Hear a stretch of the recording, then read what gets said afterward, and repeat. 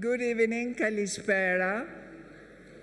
This is the last time you see me standing here, but it's not going to be the last time you'll see me this evening, because after this last conversation that is quite challenging, I believe, and that will be led by Nicolas Prevelakis from Harvard and Jeremy Lent, who is, well, in French you would say un intellectuel, an intellectual. And for me, one of the brightest minds around, thinking about the future of all of us, aspiring to a life-affirming civilization. They will try. It's going to be very difficult, but I trust Jeremy and I trust Nicolas to somehow wrap up everything you've heard over those 2 days and maybe help us have something to build upon for the next steps. Because as I said when we opened this conference only yesterday, this is only the beginning. We are putting our little seed in this wonderful earth, and we will take care of it and hope that it will grow and that you will all be back to continue this conversation. But for tonight, we promised you a nice ending, and I want to say it here for all of you. We have organized what we believe is an interesting and beautiful experience. So please join us outside the conservatory and follow what we will tell you. All I can say is that it will start with a silent walk. It's going to be difficult for me, it's going to be difficult for some of you, but please respect it. This is a silent walk. So you can listen, you can sense, you can watch, but we don't talk over the walk. Once we arrive where we go, we can talk and share everything we have experienced. So without further ado, I call Nicolas, who will call Jeremy, so I'm calling Jeremy directly, and let's enjoy what you guys have to share with us. Thank you.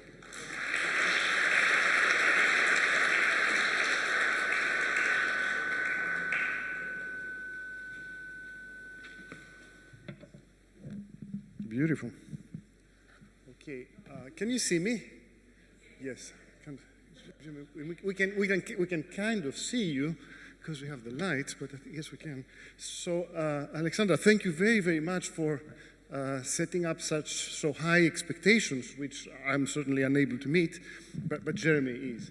And so my task is going to be to facilitate that, right? Well, that sounds like fun. Right? So a few words, first of all.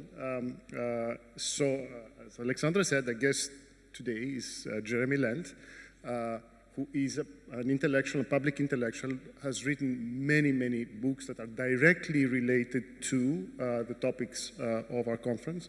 But I want to focus on one of them, published a few years ago, called The Web of Meaning, Integrating Science and Traditional Wisdom to Find Our Place in the Universe.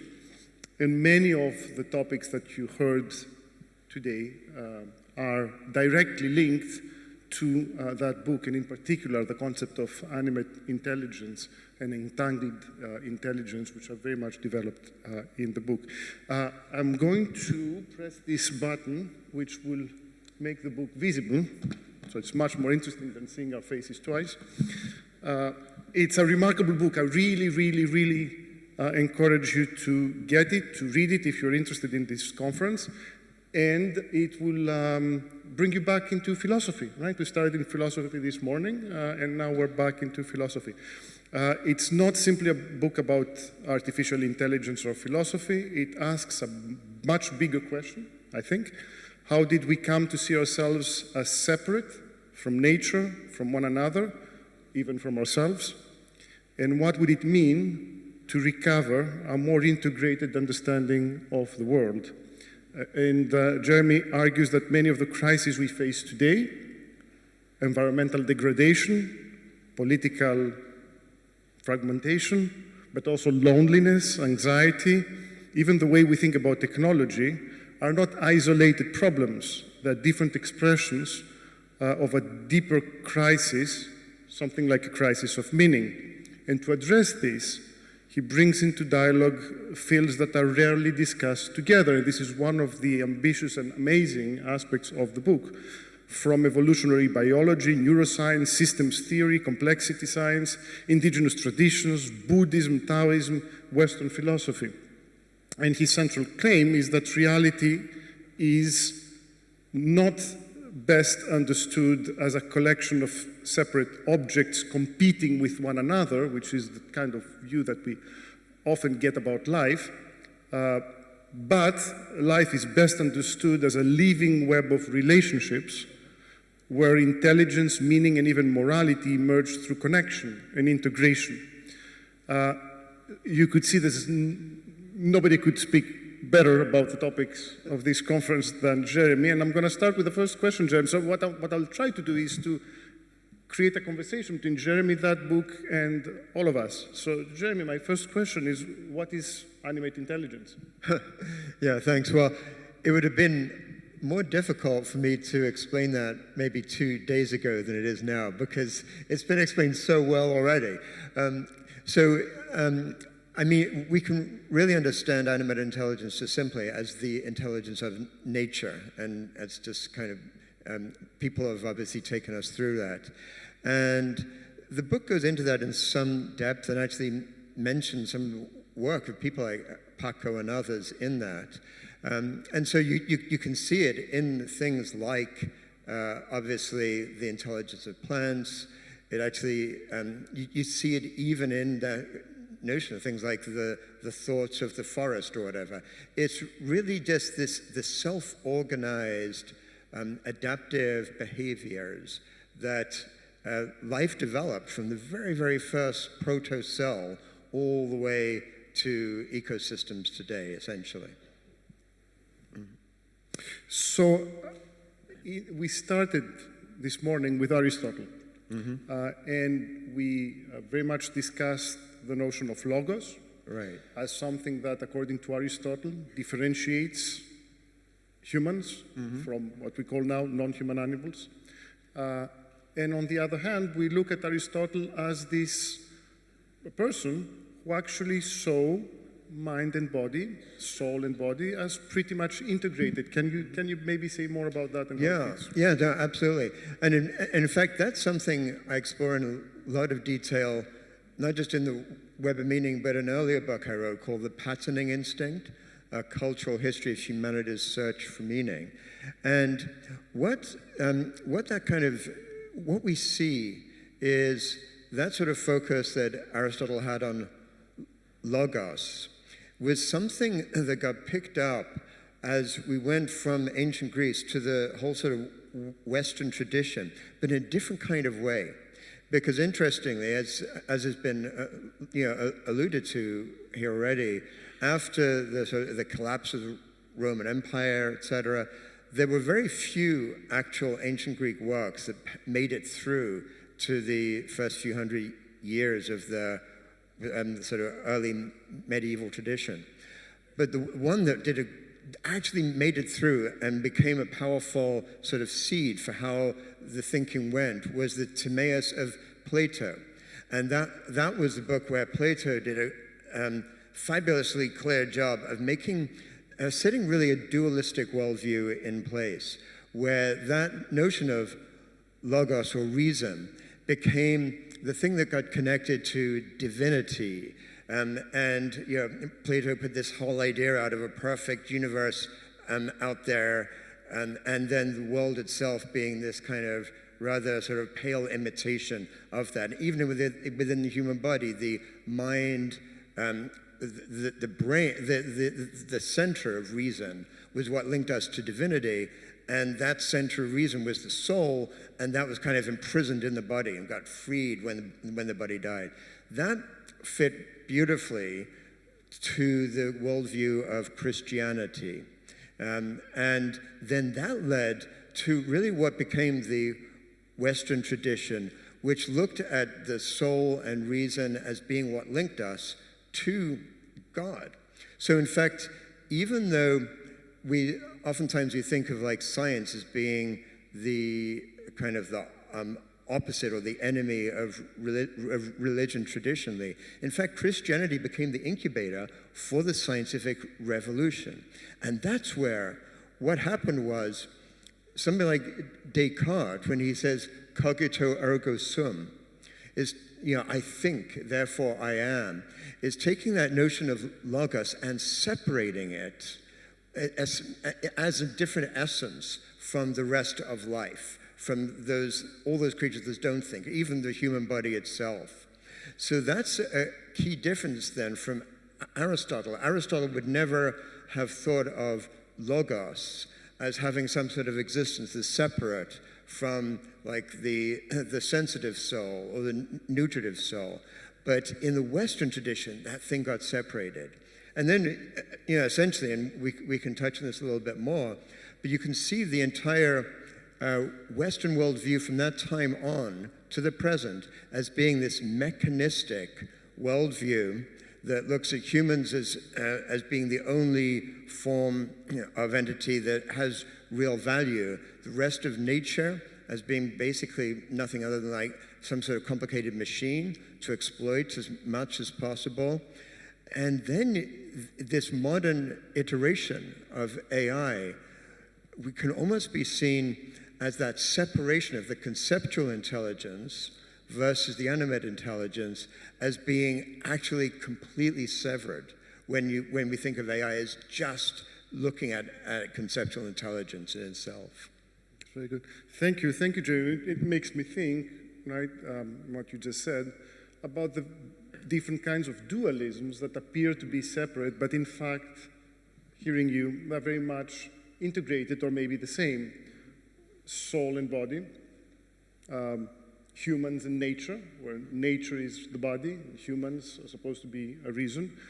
Some people say gender is linked to that, where men were often associated with reason and women refined to the body. So you can think about many dualisms, right, stemming from that kind of Platonism, right, that interpretation of Plato. But now, how is this related to AI, and in particular, how do you think this reflection of yours help us to understand risks associated with AI today, linked to that kind of understanding of intelligence, and what can we do? Yeah. Well, so, we did have some conversation today about these kind of ultimate potential existential risks of AI. And what happens if it begins to have this runaway self-reinforcing effect where it writes its own code? And the question ultimately is, what happens if it actually gets to some level, and here we get to these words that we've been exploring so much depth the last couple of days, some level of consciousness, whatever. But that's where I think the distinctions that Yadvinda made earlier in these sessions about the difference between sentience and consciousness is absolutely key. Because while, Plato and Descartes and this whole Western mode sort of had this idea that humans somehow are separate from nature, we know that's not the case. And of course, we have that sort of animate intelligence within us. We are actually deeply connected with all of life. We are life, just a certain manifestation of it. But when that kind of some level of intelligence becomes disembodied in this potential way, maybe we get to this place where if you think of the way Yadvin was talking about consciousness, like some place where some entity begins to recognize itself as a self, but without the sentience. That's the first time this will ever have happened on this earth. And the danger is, and of course, in this case, it's not even a matter of being concerned that separate consciousness decides it wants to make lots and lots of paper clips. But supposing it says it wants to optimize for what it sees as a far greater level of consciousness than this ridiculous wetware that it sees all around it. And so then it sets about working how to optimize the entire geosystem of the Earth for whatever it was that it wants to do. So these are some of these big existential fears that people are putting out there in the field now. So, Jeremy, if you think at the conference as it's been going on since yesterday, and everything we did to uncover other forms of intelligence, animate intelligence, but also ancestral intelligence, how do these help us think otherwise, or at the very least kind of mitigate and push back against this narrow worldview that you've described? Yeah, I mean, and this really is why I personally see this conference, these last couple of days, as so crucial.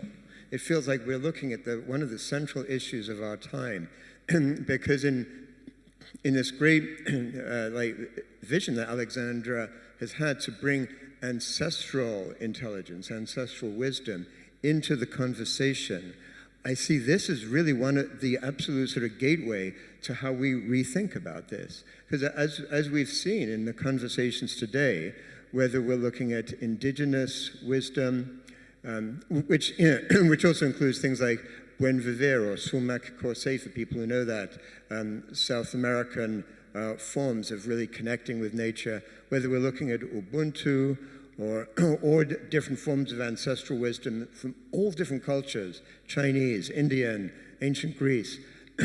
There was never a question among all of these different sources of ancestral wisdom, to go back to Aristotle's thing, that those connections between our different natures are all there.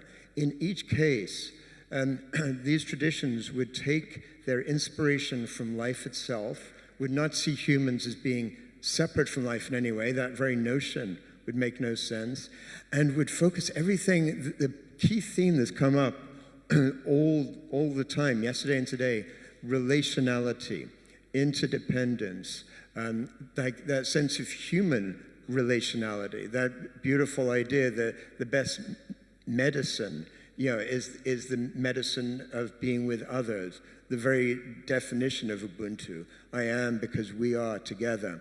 These are foundational to virtually every other wisdom tradition in the world, except for this kind of unique time and place of this kind of modernist mechanistic worldview. So going back to that as the source of how we respond to this potential of some sort of runaway direction of AI, I think is crucial. Thank you very much. And Jeremy, as you talked about interconnectedness and drawing from these ancestral traditions, all of them, you said, except what's happening in modern Western thought. Two thoughts occur to me. One is from my readings, having to do with allies, right? What allies can we find in the modern Western traditions that are pushed back against this atomistic, hyper-rational way of thinking? And there's, of course, one tradition is the social theory tradition. So I was thinking of people like Durkheim, for instance, who thought about the evolution of nature, but also of societies, as being driven by increasing integration and diversification. But you also mentioned in your book insights from modern Western science that seem to go in the same direction, right? Even though it's a Western tradition. Can you say more about that? Yeah, I'm so glad you brought that up, because it's really important, I think, that we don't see this conversation framed in terms of saying, oh, it's like modern versus the past, or we got to look back to golden ages, or anything like that. And I think, if we look at modern science, and this is something I describe in some depth in the Web of Meaning, what you see is actually there is no end of incredibly rigorous modern sciences that end up looking to the same deep insights that these great wisdom traditions like Taoism and Buddhism or indigenous knowledge have always looked to, which is our deep interconnectedness. And you can get there through system sciences, complexity science, systems biology, but even things like evolutionary biology, cognitive science, hardcore sciences. But in all of these cases, they're looking more at the connectedness between things rather than the things themselves. So most of the sort of hard science that has derived since the scientific revolution, the 17th century, has been based on reductionism, based on saying, which is one of Descartes' great contributions to thought. Like, he was the one who I think first defined reductionism, that you've got to look at the tiniest, break things apart, and when you cut them up, even that's the very etymology of like science, cut them up to little parts, and then you can really understand how they work. And reductionism has been unbelievably successful. It's because of reductionism that almost all of the things the techno world we live in today arose. Some of them incredible miracle. Things like the hygiene theory of disease have saved hundreds of millions of lives. So this is in no way a critique of saying reductionism was wrong, but it got to be so powerful that many reductionists got to think it was the only way to explain the universe. And it's something I call basically ontological reductionism. That it's almost like a leap of faith. It says, this works so well, it's the only way to understand things, and any other way to understand things is invalid. But all these different system sciences I talked about, they don't refute reductionism, but they refute reductionist, like ontological reductionism. They say there's another way to make sense of things by looking at the connections between them. And that is the way in which, when you look at those kind of sciences, you see the connection with animate intelligence. You see the connection with ancestral intelligence and wisdom. And you see that actually the very distinction between science and traditional wisdom or spirituality, that we're told there's this big split, that's a made-up distinction of modernism that has no real meaning or validity. Thank you very much, Jeremy. So you talk about resisting that reductionism and seeing the interconnectedness again between nature, humans. I think, but correct me if I'm wrong, that there's an ethical dimension in your writing, and that has to do with using insights from modern science, but also using all these ancestral traditions to understand the deep ways in which we may be closer to, more interconnected with nature. Right. So that the typical modern distinction that we make between nature being either understood as something bad or understood as something neutral, and then the human mind that imposes the laws of reason and morality onto the world, something that's not Aristotelian at all, right? That this is problematic. And one obvious objection, counter-argument that comes to mind, and that has troubled me for a long time, and that was in part discussed a little bit by Father John this morning, is the following, is when we look at nature, we can see interconnectedness, we can see harmony, we also see a lot of suffering. Darwin famously said that he had a lot of issues with the idea of an omnipotent, benevolent God after seeing how parasitic wasps feed within the body of caterpillars. That is nature. I foster cats. I fostered 6 cats last year, and I love cats, except when they attack birds or mice, and I found them very cruel. And that's nature. So what do we respond to those who say that morality is precisely the moment when we decide that we're going to put human reason above, beyond, and against nature? Yeah. And that it's only when we do that that we achieve such things as human rights, for instance, and that if we try to follow nature, then we're going to be following that cruelty. What do you? Yeah, I think these are such important things for us to take a look at together in this space right now. And there was really one of the biggest proponents of this idea of nature is basically all selfish, of course, was Richard Dawkins, who wrote the book The Selfish Gene, which became the dominant sort of popular science book of decades, which just interestingly came out right around within a few years of the rise of neoliberalism and Margaret Thatcher and Reagan sort of taking over the world with that way of thinking. And probably not just coincidence that it got to be so popular around that time. But to his credit, like Richard Dawkins disavows that whole space in terms of morality and says we have to overcome our selfish genes. And then, actually, just to sort of highlight another risk of these ideas of how we take our inspiration from nature, you get people who then interpret that nature as like just all competitive, and then say that should be the basis of morality. So that's actually, even if you look at one of the founders of neoliberalism, Hayek, he actually took his thinking from his understanding of nature in that way. And we know like that sort of famous film Wall Street where Gordon Gekko goes, greed is good, and he incorrectly uses Dawkins as the source of that. So these are dangers. So the way I look at it, for starters, is when we look deeply in ecosystems or biology, we recognize that it's actually this incredible, rich, amazing continuum between extremes of competition at one end, like predator and prey, and extremes of cooperation at the other end, like the cells in a body that commit apoptosis and like kill themselves for the good of the body, or ants that work in incredible, amazing sort of self-sacrificing communities together. And you get all these interesting, fascinating combinations between these two, all through the spectrum. That's part of the richness of nature.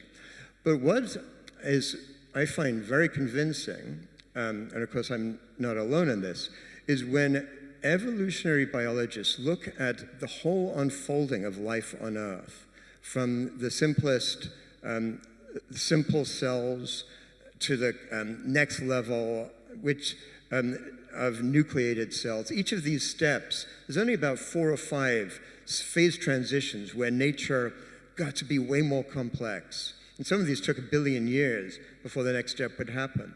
And then from nucleated cell, another 1 billion years to multicellular life. And then from that to animals, and all the way to complex populations and social insects, etc.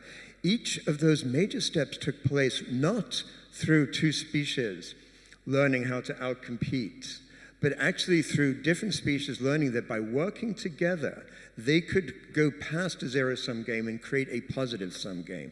They could actually find this kind of what I see as life's secret of mutually beneficial symbiosis, which then leads to the incredible beauty and diversity of what we experience every time we walk into a forest. And we see the trees photosynthesizing the sun, which then, and then the insects transporting their seeds, and the fungal networks replenishing the soil, etc. That's where really life developed its richness. And interestingly, when humans then developed that final phase, again, it wasn't through them learning how to outcompete each other species. It was the opposite. They found themselves a few million years ago, and we've had this discussion earlier yesterday. They found themselves in the more dangerous Rift Valley, out of the trees. It was those groups that learned how to cooperate most effectively together that survived and thrived. And over millions of years, our ancestors developed what psychologists call moral emotions. Things like we feel deeply in our body, things like embarrassment or shame or guilt, or we love somebody who we see as being generous. And this is where I feel someone like Richard Dawkins has been shown to be wrong. We don't actually have to rise up against our nature in order to be cooperative. We have to reconnect with how we evolved as human beings, which really has only been lost over the last few thousand years with the rise of agrarian civilization, hierarchy, patriarchy, etc. Very good. Thank you very much. This is fascinating.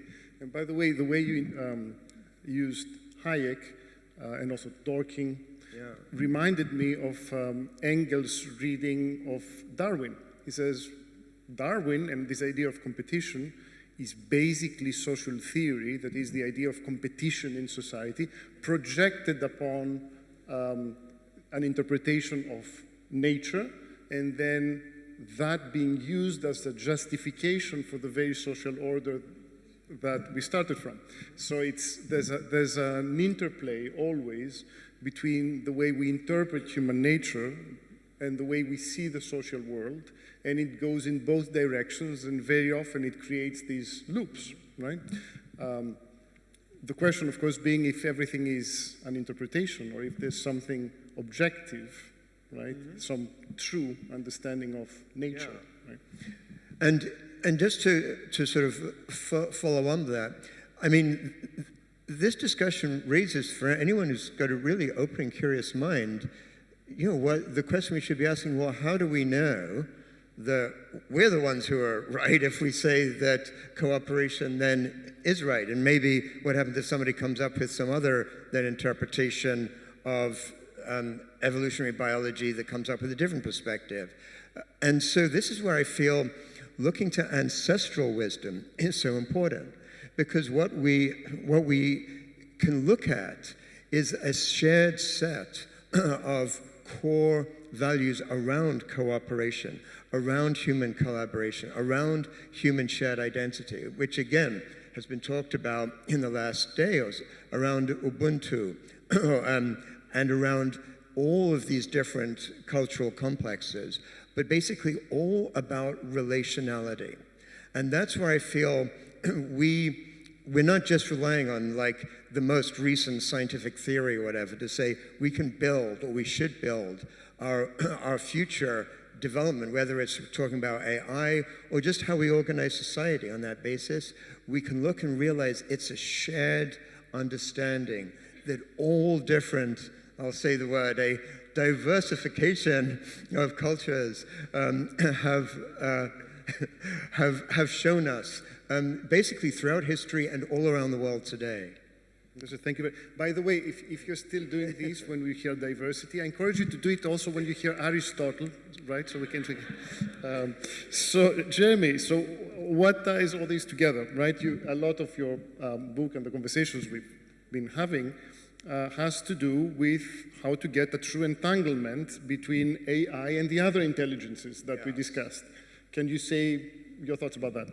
Well, so this is where this conversation that we're having today feels so important, and it feels like each one of us, in a way, can kind of bear this out into the world.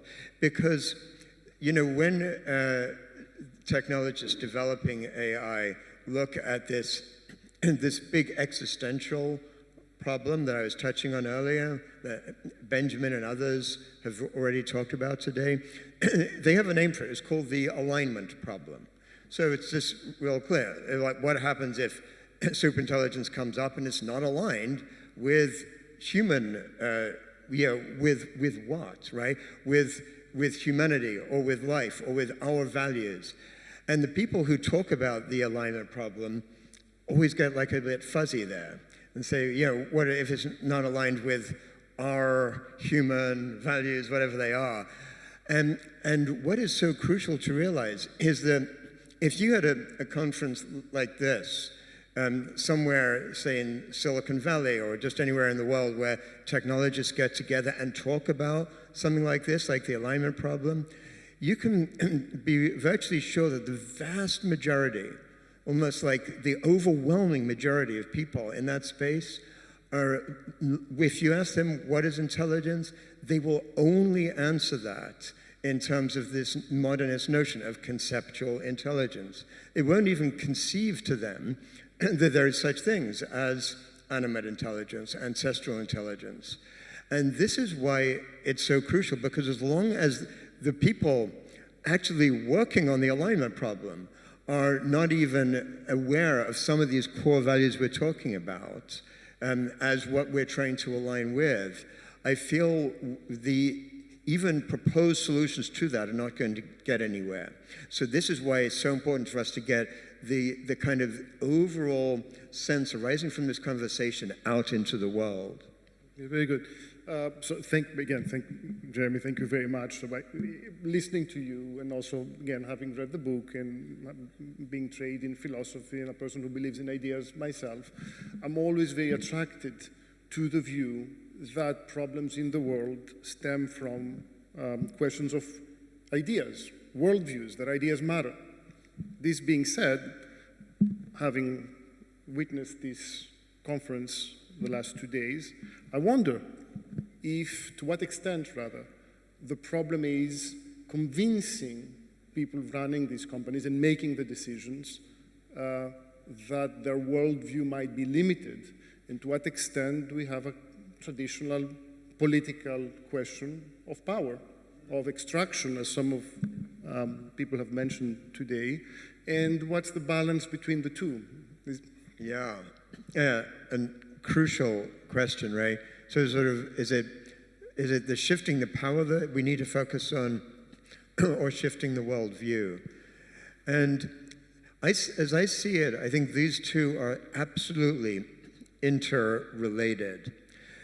So I think as long as we try to shift the power without that worldview, and when I say that worldview, I'm talking about the worldview of modernism, the worldview that is an unthinking anthropocentrism, as opposed to an ecocentrism, as opposed to placing life in the center rather than humans, and a worldview that actually that values what we see in our global system, extraction and exploitation, not just of the rest of nature, but of one person exploiting others and thinking that's absolutely fine, that's the way it should be, as opposed to a worldview looking at basically human dignity as the foundation for all different approaches. So when I'm talking about worldview shift, those are the crucial distinctions I'm talking about between the two. As long as we try to change power structures within that dominant, exploitative, extractive, anthropocentric worldview, we're not going to get anywhere. There might be some incremental improvement, but it's not going to actually change these fundamentals. So I think it's ultimately it's a cognitive shift that has to happen, that is happening. And many of us are aware. Over the years, there's a broader and much wider set of conversations going around in these different ideas. Ideas about the rights of nature are actually becoming part of some aspects of mainstream conversation. These are elements that this kind of worldview is shifting, but it's got a long way to go, and the time frame is obviously, coming up on us, looming large. Thank you very much. I think we do have some time, and so staying on the question of worldviews, Alexandra brought to my attention a couple of days ago a very recent article by author Sharma, who teaches at MIT. And the argument, so he also thinks in terms of worldviews, and the argument roughly, if I summarize it correctly, is the following. If we look at the history of humanity, there's this German philosopher, Karl Jaspers, who coined the term the axial age. And the idea is that somewhere between 800 BCE and 200 BCE, in different places of the world, independently, and that's important, through no communication, you start to get the development of many of the philosophical, religious, and ethical ideas that shaped the world as we know it. So Confucius in China, you say in Zoroaster in Persia, philosophers such as Socrates, Plato, and Aristotle. And if you look at what happened, it is the moment when questions about the meaning of life, about justice, emerge. Again, it can be in philosophical terms or it can be in religious terms. And that's also the moment, one can say, that we start to see that focus on the self, on judgment, with all the wonderful things that came with it, again, development of philosophy led to modern science, etc.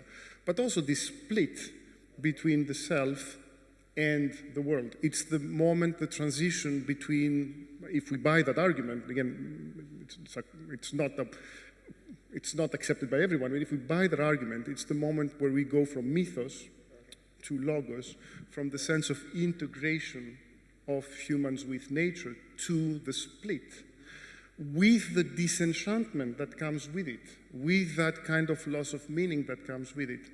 So reading your work, going far back in time,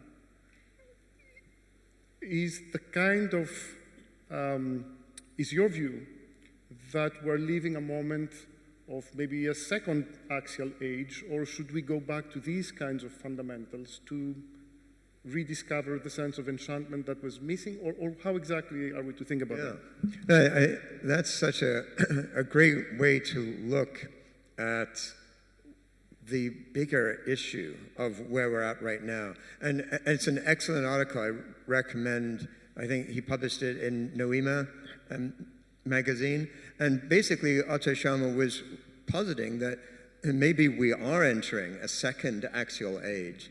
In fact, we need to, if we're going to make it through to wherever we're headed. And I feel he's pretty much exactly right on in that regard. And in the sense that there have only been a couple of times in all of history when the entire lived experience of almost every human being really transformed. Like one was when we went from spending 95% of our history as a human species as nomadic hunter-gatherers to sedentism and the rise of agrarian civilizations, etc. And then along with that came that first axial age, and largely as a result of exactly what developed there.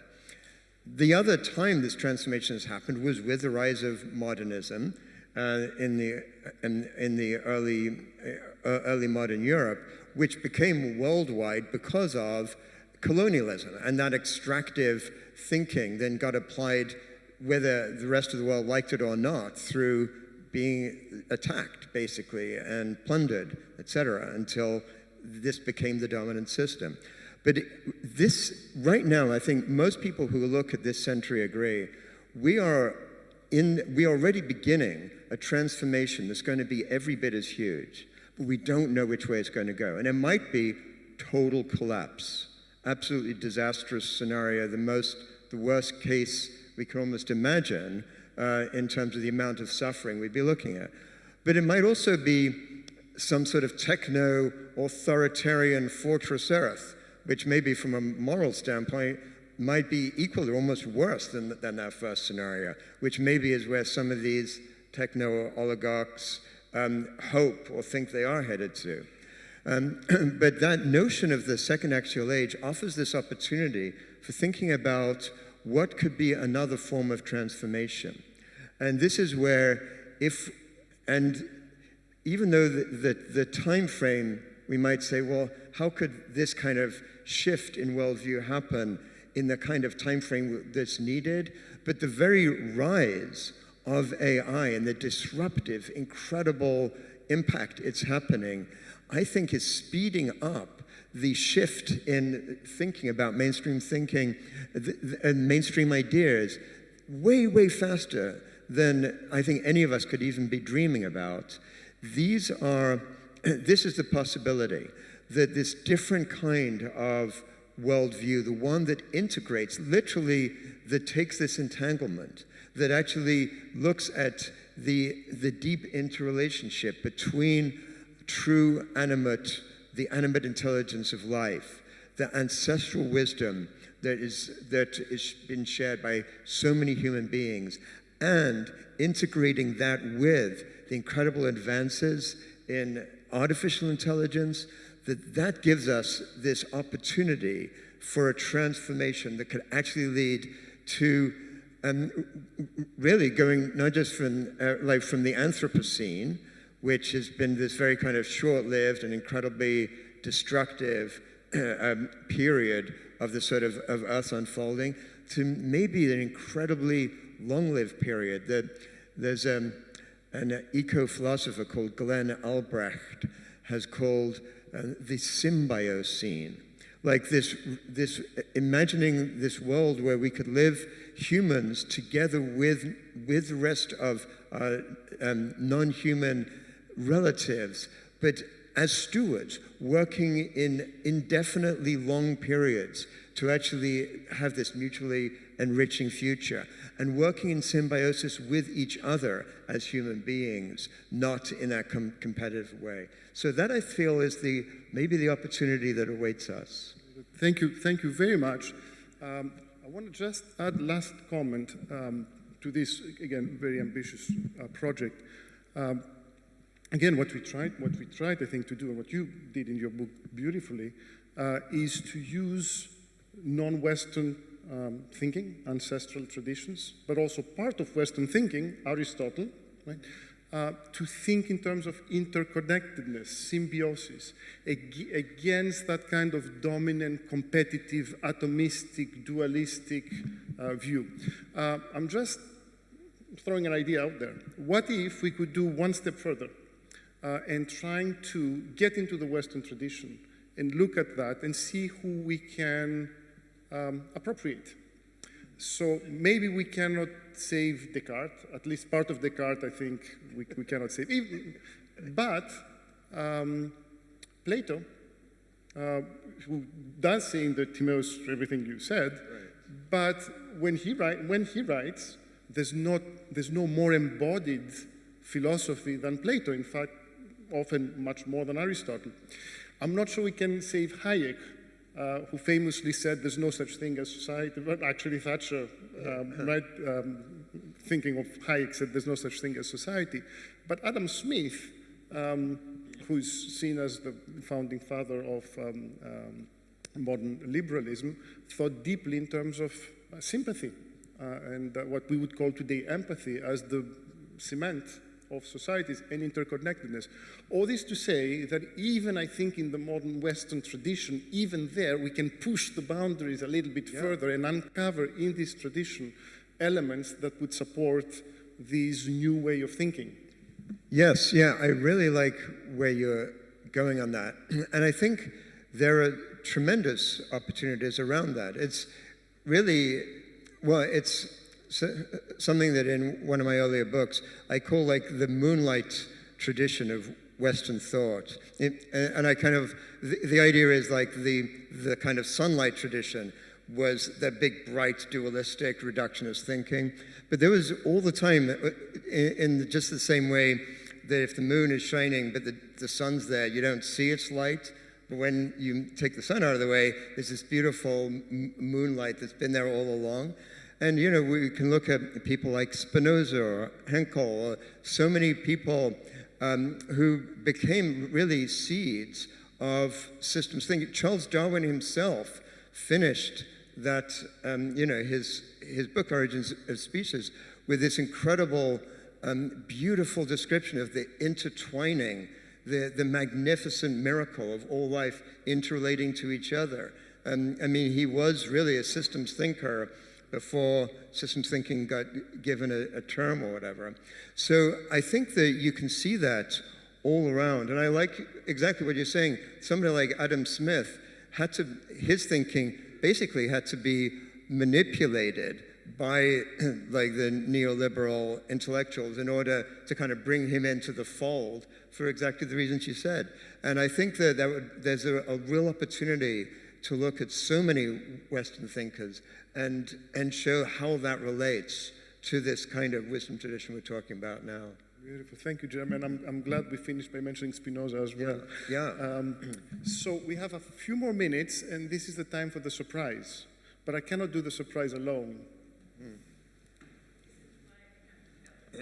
Will you announce the surprise? Will you say the surprise? Yes, I say the surprise. Hello, everyone, from me. I'm Maria Deyoglu from Democritus, and this is the time for the surprise. So, how do we get started?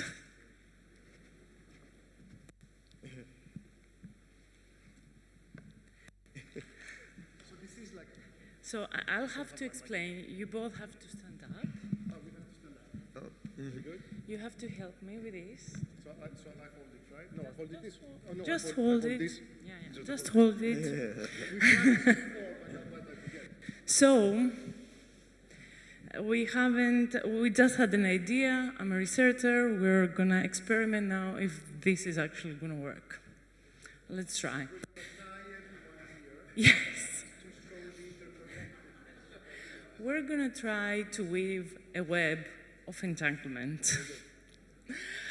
And I'm gonna ask you to pop a question and then hold the end of the thread, give it to Jeremy, but before doing that, I want to take a moment and ask Dr. Nicolas Prevelakis and our young scholars to come on stage and give them an applause. Dr.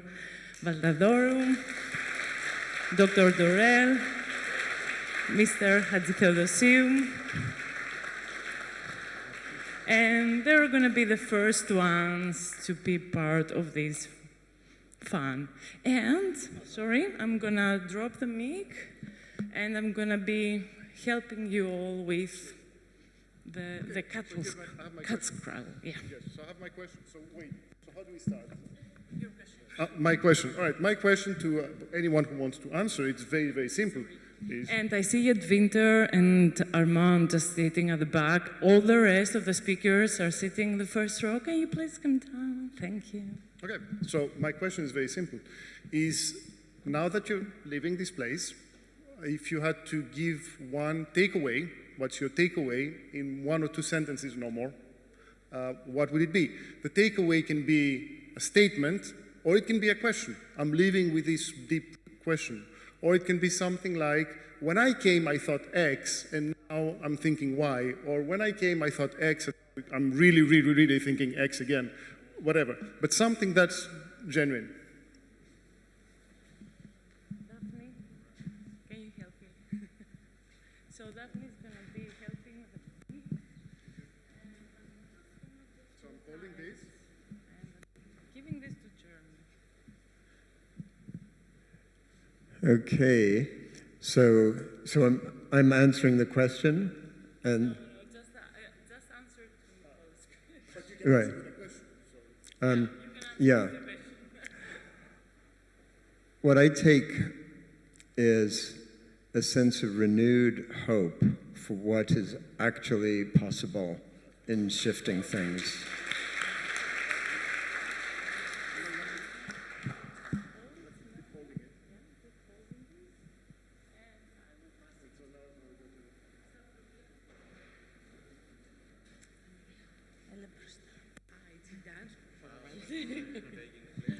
Okay, thank you.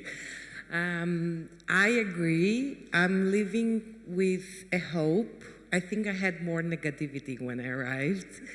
And I'm hopeful that we can answer the questions that we have said during these 2 days in a productive way. So thank you.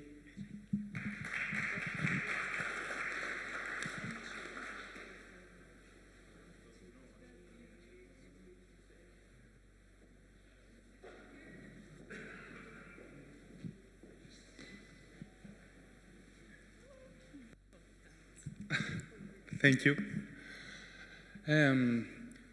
So beautiful ideas. I feel that we are connected now, and these ideas, these problematics have to enter mainstream thinking. This thing we shared today has to be common to everybody, because this technology is about the whole of humanity and the whole of civilization. Thank you.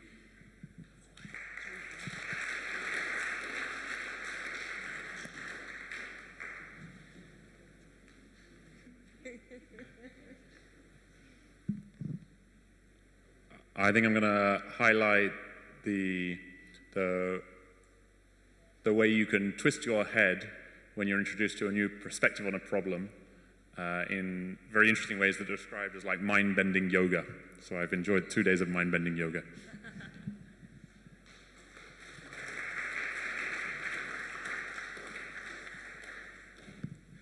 Thank you. Oh, perfect. So what I take from the conference is that as we are all here different to one another, we are all interconnected, and we know that it is important. The entanglement presupposes difference, but it builds upon our connectedness. So it invites us to challenge the ontological foundations of our societies and rethink them and make anew. Thank you. Just now name a speaker. Choose a speaker. Oh, a speaker.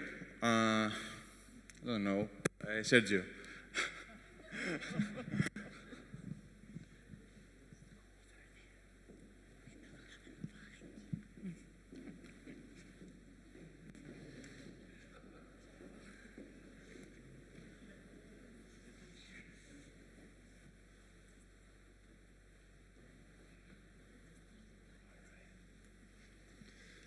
All right. I'm leaving questioning my own intelligence and also questioning if intelligence matters at all in defining our shared humanity. And with a renewed sense of hope in the idea that maybe what truly matters is the fact that we are sharing something. I'm not sure exactly what yet.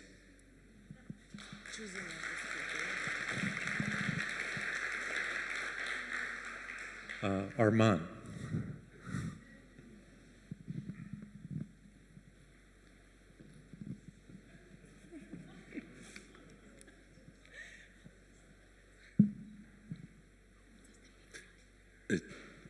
It's very simple. I thought before this conference that I understood what intelligence is. I discover that I do not. I have questioned my certainties, and for that I thank my fellow speakers. Just choose another speaker now. Start with hold these. Just hold just hold these. Yes.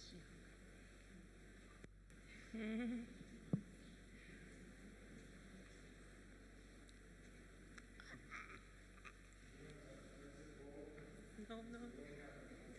Please listen. So, sorry, again, I found you. yeah.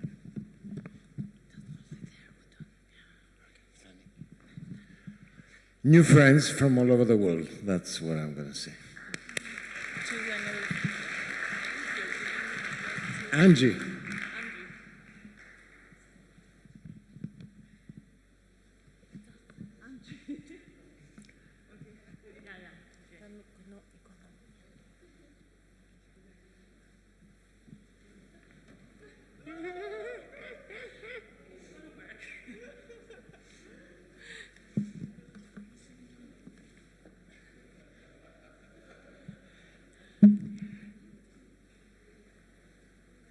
Put it really tight. So we humans have been clever enough to invent AI. Are we wise enough to use it for our future shared good?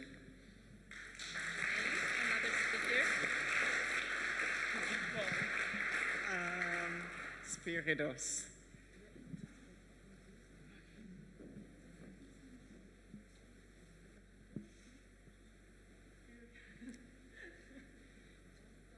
Maybe here. We have to save something.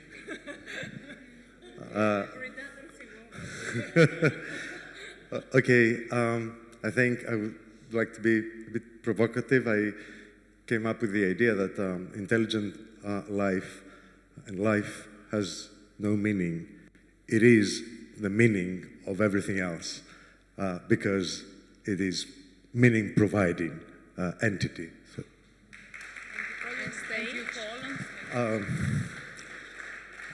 could you, yes, Nikki.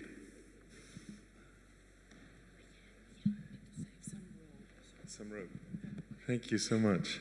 I think I was reminded that if you just go headlong into things, then you can find connections and thrive on those connections. And I remember meeting Jeremy in San Francisco, and we ate vegan meat, and now we share bananas.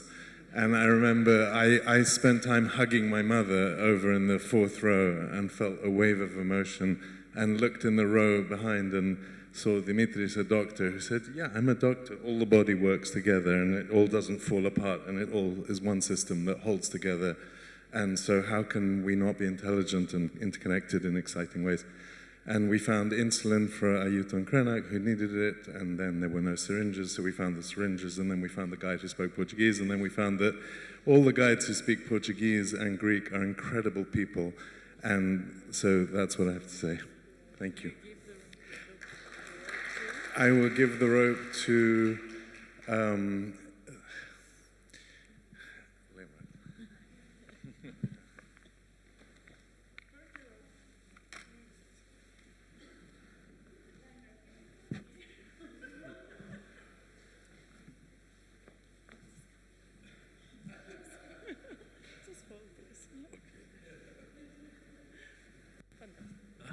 I take the encounter with very intelligent people.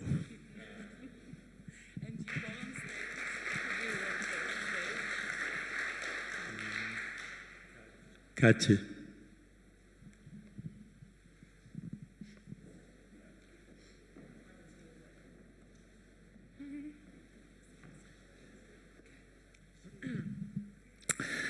So, I would say I was surprised and encouraged to find that ontological reductionism is a phenomenon that other people have noticed, and that we actually have quite a community around the idea that it needs to get better. And I like a lot of the ideas within that community. So yeah, thank you.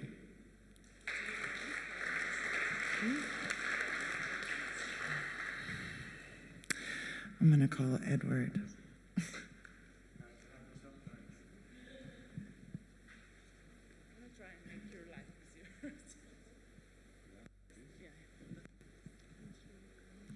Thank you. While we're talking about cognitive sophistication, let's not forget the significance of warm bodies. And could you call on stage? Morton.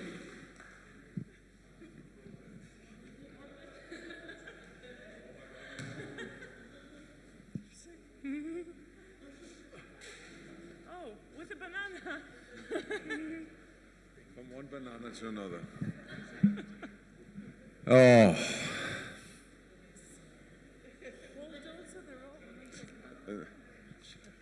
What tangle web we weave when we first practice to deceive.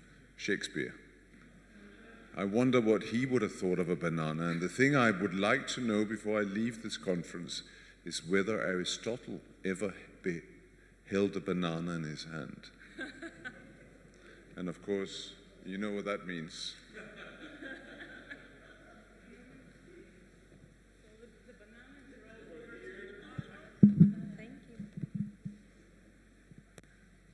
First the row. Yeah. Well. Well, I guess it's kind of rewarding to the feeling that we are all somehow kind of on the same page, even though being on the same page means being kind of bananas. Lady with the nails, show your nails to the public, please.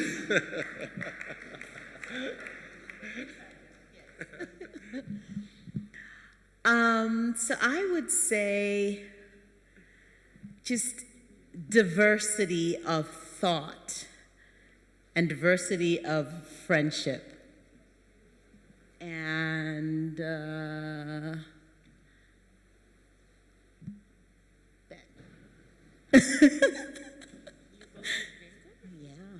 have been there, you have been somewhere. Yeah. Sorry. Great, thank you. Where's that banana gone? You want it? Yes, yeah, no, thank you. Well, yes.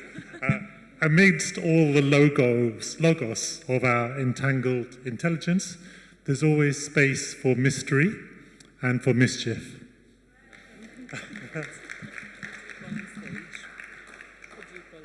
Yes.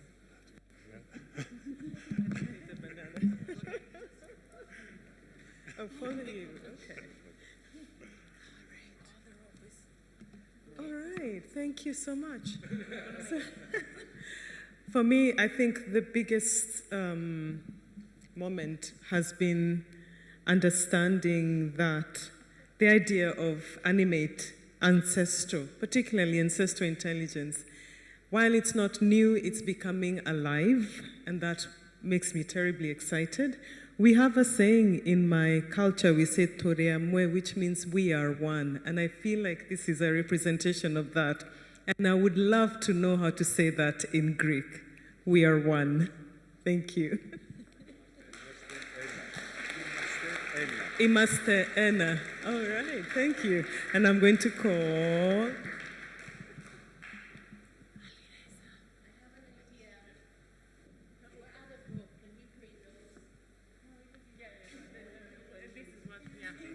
But we still have some rope. And then. Yeah?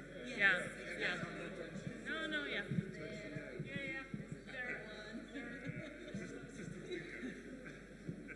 So I take away many, many things, gratitude, new friends, ideas, inspiration, but I literally take away something which was given to me after my panel by Lama. He gave me a passage of a piece from Krishnamurti and from a speech in 1985, and it ends with a reminder to say, this is serious business.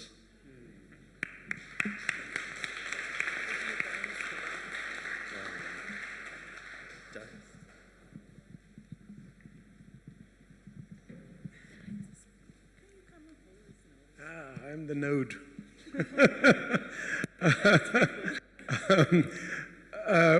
Well, I take away, of course, huge amounts of inspiration, a feeling that this dialogue must continue, and we hope it will, and we're all here to support. And the other thought I had was very simple. For living memory, 5,000 years, 10,000 years, actually we have been in balance with nature. Maybe this ontological problem is only a few hundred years old. That's nothing in our common history. So if this is a moment for West and East and North and South to remember and to bring integrity, can we actually put it, is this the moment, to put it into a program for the world? Can we actually express this in a way that it becomes a program for a new way of thinking about the world, which is a very ancient way of thinking? Can we actually put it out there?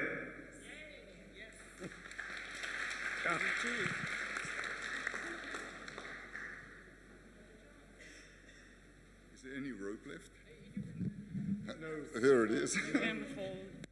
I thought I'd get away with it, but thank you.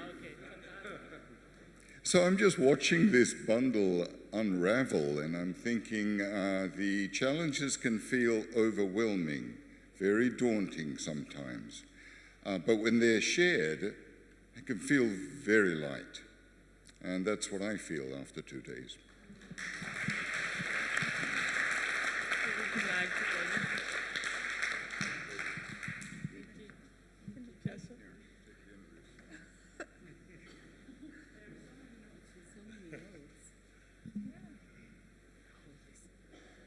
Okay, so I leave with more questions than I arrived, so much food for thought.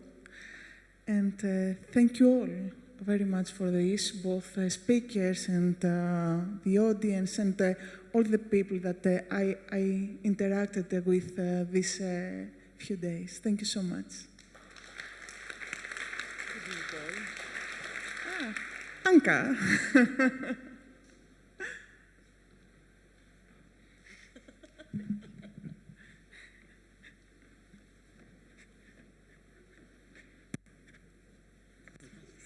Thank you very much. I leave with an invitation for those who are home, far away from here.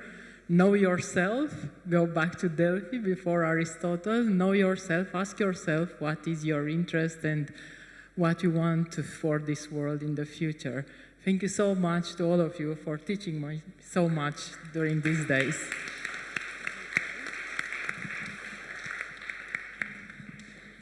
Please. Yeah. Benjamin. I have to find a good note for you. Yeah. With the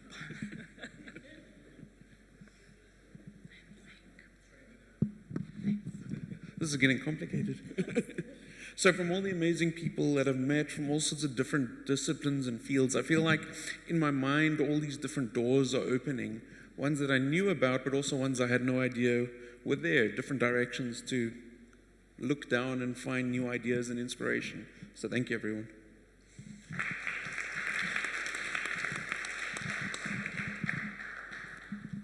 Now you have to.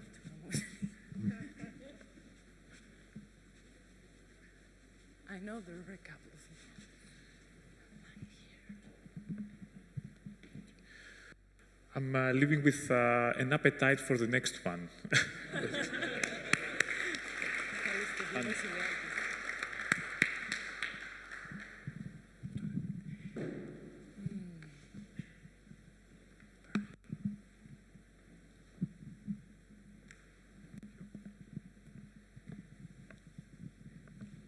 We all live in one life and one consciousness, and as the Upanishads say, Vasudeva Kutumbakam, for those who know Sanskrit.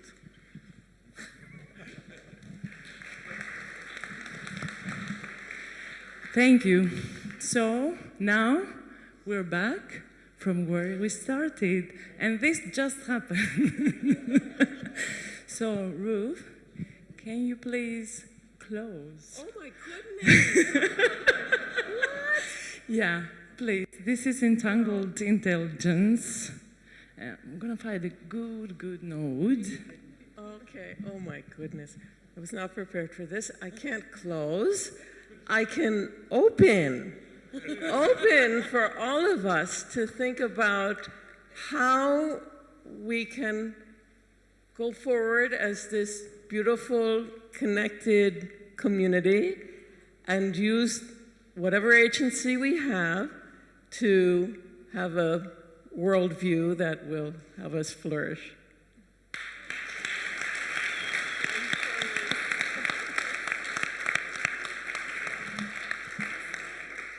That was it.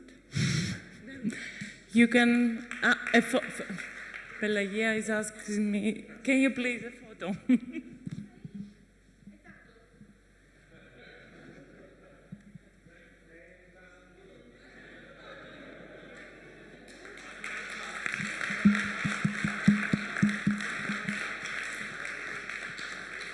May I ask you that you leave the rope down and don't get disentangled though. Just leave it down.